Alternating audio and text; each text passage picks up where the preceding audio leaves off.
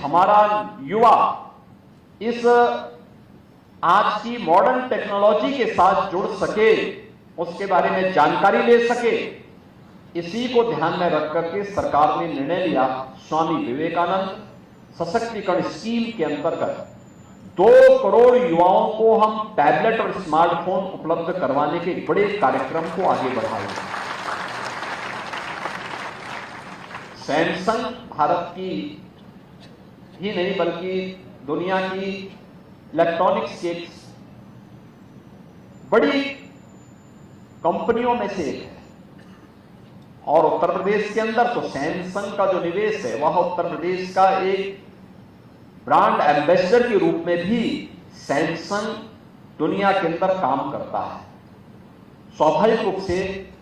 Samsung का जो कार्य है वह टेक्नोलॉजी कैसे उपयोगी बन सकती है और कैसे हम टेक्नोलॉजी को समय से आगे बढ़ाएंगे, कैसे वह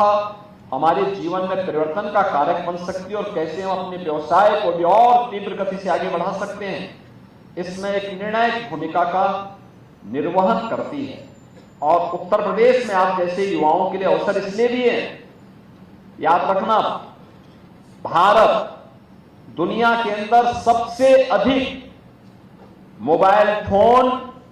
और इंटरनेट की सुविधा प्राप्त करने वाला देश है। सबसे अधिक लोग भारत के अंदर इसका उपयोग कर रहे हैं और भारत के अंदर कुल मोबाइल मैन्युफैक्चरिंग के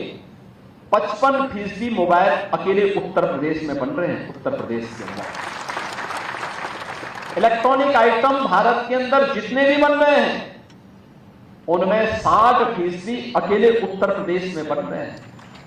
और इसलिए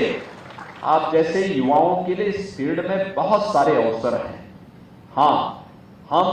इस दिशा में कैसे अपने आप को तैयार कर सकें और ये डे टू डे के कार्यों को भी कैसे टेक्नोलॉजी के माध्यम से और भी आसान बना सकें, इस दिशा में और भी इनोवेशन की आवश्यकता है। याद करना, दुनिया के अंदर महाशक्ति वही बना है जहां के युवा इनोवेशन पर और रिसर्च एंड डेवलपमेंट के कार्यक्रम के साथ अपने आप को जोड़े हुए हैं। जितना अधिक रिसर्च एंड डेवलपमेंट होगा, बढ़ेगा, आगे चलेगा, उतने अच्छे परिणाम और उतनी बड़ी ताकत के रूप में वह देश और समाज आगे बढ़ेगा। हमें आज के इस अवसर पर इस प्रकार के अभियान को और तीव्र गति से आगे बढ़ाने की आवश्यकता है। मैं सैमसंग इनोवेशन कैंपस के लिए सैमसंग इंडिया को इस बात के लिए हृदय से धन्यवाद देता हूं कि उन्होंने गोरखपुर विश्वविद्यालय को और गोरखपुर से उत्तर प्रदेश को इस कैंपस के माध्यम से इमर्जिंग टेक्नोलॉजी के साथ हमारे युवाओं को जोड़ने का काम किया है। अच्छा होगा, हमें देखना चाहिए कि पीएम इंटर्नशिप और सीएम इंटर्नशिप की स्कीम के साथ इन युवाओं को जोड़ने की कार्रवाई और दूसरा, इन युवाओं के लिए कैंपस सिलेक्शन के माध्यम से इन्हें आगे अच्छा पैकेज प्राप्त हो सके जिससे लोग अपने बेहतर भविष्य की दिशा में आगे बढ़ सकें